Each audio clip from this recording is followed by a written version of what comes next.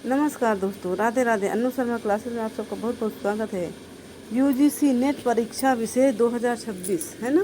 इकाई 5 के सभी कविताओं का प्रकाशन वर्ष व काव्य संग्रह के बारे में इस छोटी सी वीडियो के माध्यम से हम जानेंगे।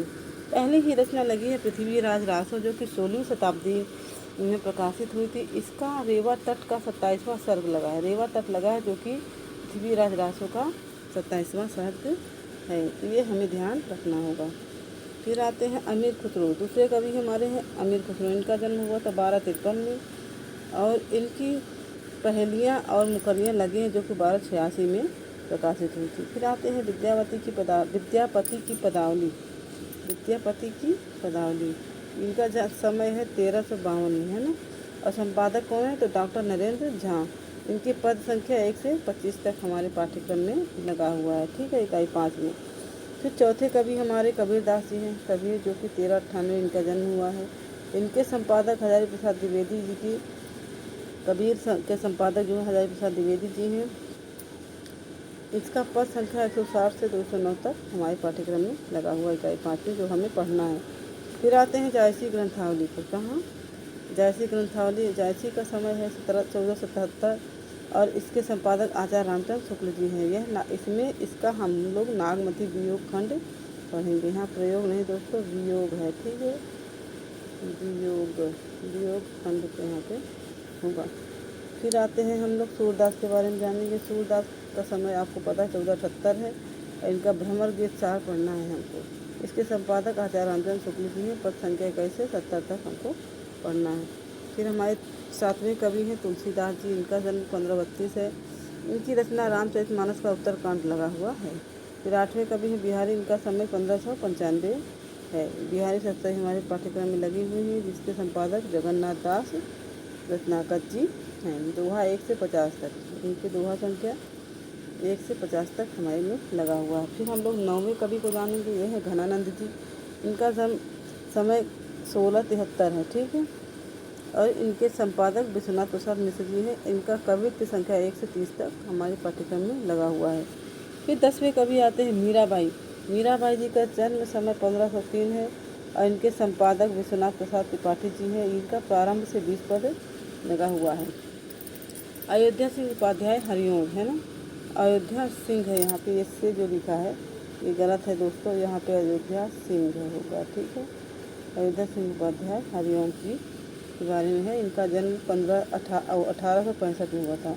अयोध्या सिंह जी का जन्म 1865 में हुआ था और महावीर प्रसाद द्विवेदी जी का जन्म 1864 में हुआ था, ठीक है दोस्तों। आपको रिलेट करके पढ़ेंगे तो आपको जल्दी से जल्दी सभी रचनाकारों के जन्म के बारे में भी पता रहेगा और उनका प्रमुख रचनाएं हमें जानकारी हासिल करना ही पड़ेगा, क्योंकि हमारे नेट में पूछ लिया जाता है। इनकी रचना का है प्रिय प्रवाह, जो कि 1914 में प्रकाशित हुई थी।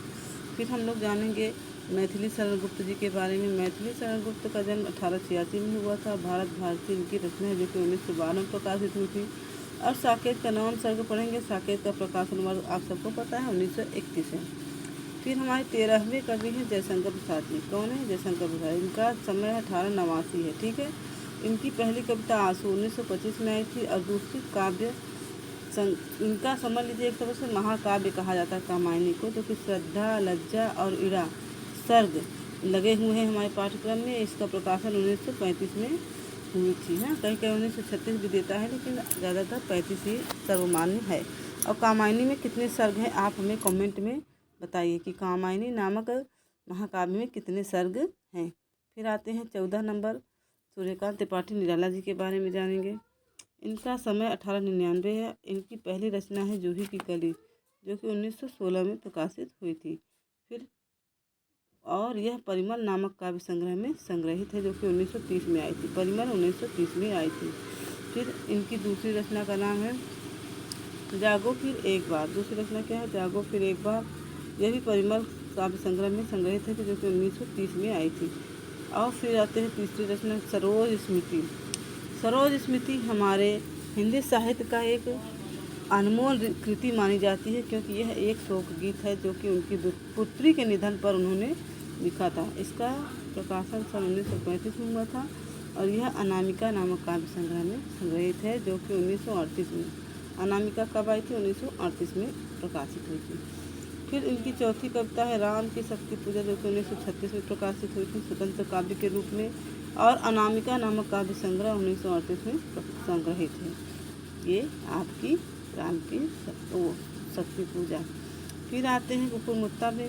कुकुरमुत्ता का प्रकाशन 1941 है और कुकुरमुत्ता काव्य संग्रह 1943 में यह संग्रहित। इसका प्रकाशन वर्ष अगर कविता के रूप में देखेंगे तो 1941 है और कुकुरमुत्ता नाम के काव्य संग्रह 1943 में यह संग्रहित है। फिर इनकी छठवीं कविता है बांधो न नाव स्थाव बंधु। बांधो न नाव स्थाव बंधु अर्चना नामक काव्य संग्रह में संग्रहित है और यह 1950 में प्रकाशित हुआ था। तो आपको सभी कविताओं का काल क्रम जरूर ध्यान देना है, क्योंकि इससे 2 से 4 क्वेश्चन हमारे बन जाते हैं केवल काल क्रम से, कि कौन सी कविता है किस संग्रह में संग्रहित है और कौन से सन में प्रकाशित हुई थी। ठीक है दोस्तों, तो थोड़ा सा ध्यान से आप लोग पढ़िएगा। अब 15 नंबर है सुमित्रानंदन पंत, 1900 में इनका जन्म हुआ था। इनकी पहली कविता है परिवर्तन, जिसका प्रकाशन 1924 में हुआ था और पल्लव नामक काव्य संग्रह 1928 में संग्रहित है।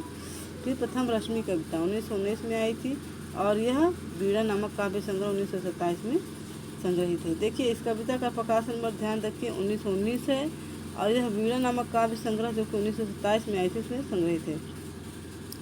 फिर हम लोग देखेंगे द्रुत झरो जगत के जीर्ण पत्र, है ना। द्रुत झरो जगत के जीर्ण पत्र 1934 ईस्वी में आई थी और युगांत नामक काव्य संग्रह में संग्रहित है जो कि 1936 में आई थी। तो द्रुत झरो जगत के जीर्ण पत्र का प्रकाशन वर्ष 1934 है और युगांत नामक काव्य संग्रह में संग्रहित है, तो युगांत का प्रकाशन वर्ष 1936 है। ठीक है दोस्तों, अब हम लोग देखेंगे महादेवी वर्मा जी के बारे में। इनकी पहली रचना है बीन भी हूँ मैं तुम्हारी रागिनी भी हूँ, नीरजा नामक काव्य संग्रह में संकलित है, जो कि नीरजा का प्रकाशन वर्ष क्या है 1934। नीरजा का प्रकाशन वर्ष 1934 है ना।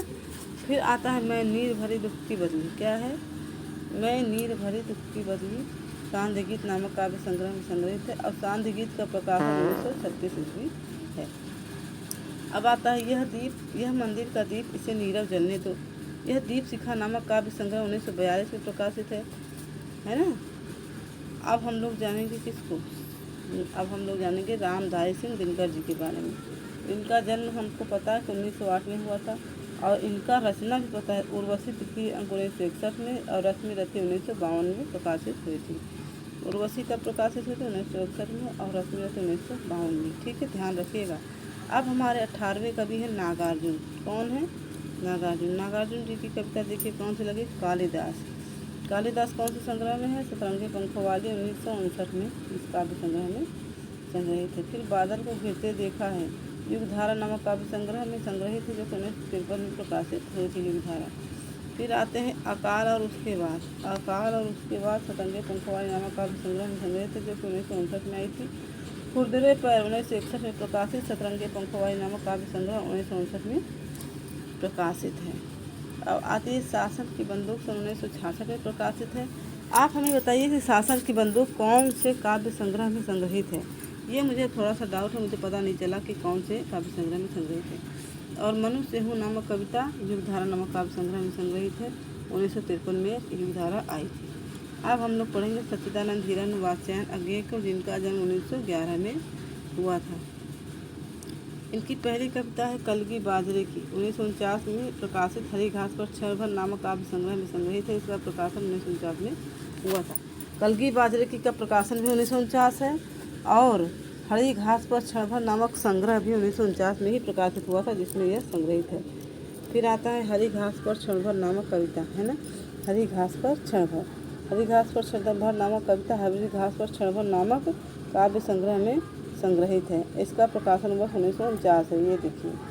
फिर यह दीप अकेला नामक कविता, यह दीप अकेला नामक कविता 1952 में प्रकाशित और बावरा अहेरी जो कि 1954 में प्रकाशित हुए थे में संग्रहित है। तो यह दीप अकेला कविता 1952 में प्रकाशित हुई थी और यह बावरा अहेरी नामक काव्य संग्रह जो कि 1954 में आया था में संग्रहित है। अब हम लोग देखेंगे असाध्य बीड़ा 1961 में आई थी स्वतंत्र कविता के रूप में और यह आंगन के पार द्वार नामक काव्य संग्रह 1961 में संग्रहित है। फिर आते हैं कितनी नावों में कितनी बार, है ना।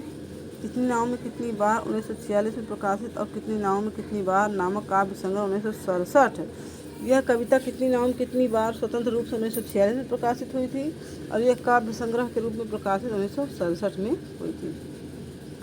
फिर हम देखते हैं भवानी प्रसाद मिश्र जी को, है ना। इनका जन्म 1913 में हुआ था। गीत फरोश नामक कविता इनकी गीत फरोश नामक काव्य संग्रह 1956 में संग्रहित है। और दूसरी इनकी रचना है सतपुड़ा के घने जंगल। यह भी गीत फरोश नामक काव्य संग्रह में संग्रहित है, जो कि 1956 में आई थी। फिर आते हैं गजानन माधव मुक्ति बोध, है ना। 1917 में इनका जन्म हुआ था। कब हुआ था गजानन माधव मुक्ति बोध जी का जन्म? 1917 में। इनकी पहली रचना भूल गलती नामक कविता है, जो चांद का मुँह टेढ़ा नामक काव्य संग्रह 1964 में संग्रहित है। तो भूल गलती कौन से काव्य संग्रह में है? तो चांद का मुँह टेढ़ा है नामक काव्य संग्रह में संग्रहित है। फिर आता है ब्रह्म राक्षस। ब्रह्म राक्षस नामक लंबी कविता चांद का मुँह टेढ़ा है नामक काव्य संग्रह 1964 में संकलित है। अब हमारे 22वें कवि हैं सुदामा पांडे धूमिल। इनका जन्म 1936 में हुआ था। नक्सलवाड़ी कविता संसद से सड़क तक नामक काव्य संग्रह में संग्रहित है, जो कि 1972 में आई थी। फिर मोचीराम, दूसरी कविता का नाम क्या है? मोचीराम। संसद से सड़क तक नामक काव्य संग्रह 1972 में यह भी संकलित है। फिर आते हैं अकाल दर्शन। अकाल दर्शन नामक कविता संसद से सड़क तक नामक संसद से सड़क तक में अकाल दर्शन नामक कविता भी संग्रहित है, जो कि 1972 में आई थी। अब आते हैं रोटी और संसद, है ना। रोटी और संसद नामक कविता कल सुनना मुझे नामक काव्य संग्रह 1976 में संकलित है। इस तरह से हमने सभी कविताओं और कवि और उनके जीवन पर मतलब उनका जन्म सन आदि हमने जाना। आपको हमारा यह प्रयास कैसा लगा कृपया आपने कमेंट में अवश्य बताएं। और हाँ, आपको अगर ये सारी कविताएं पढ़नी है और वाचन सुनना है तो आप हमारे चैनल पर विजिट करिए। प्लेलिस्ट में जाकर आप सारी कविताओं का वाचन अक्षरशः देख सकते हैं। ठीक है दोस्तों। और हाँ, आपको हमारा यह प्रयास कैसा लगा कृपया कमेंट में ज़रूर बताएं और हमारे चैनल को लाइक सब्सक्राइब एंड शेयर ज़रूर करें। राधे राधे दोस्तों।